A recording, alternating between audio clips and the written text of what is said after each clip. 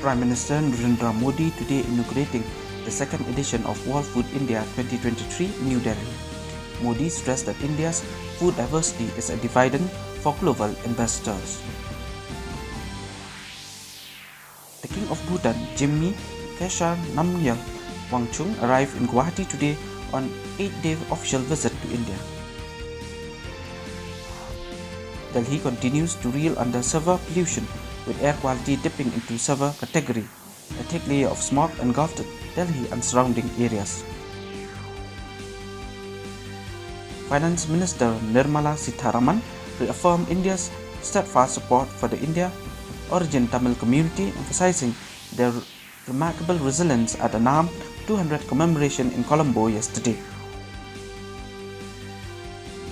In the 37 National Games in Goa, the accelerating Gatka event, a martial art from Punjab, came to a close yesterday.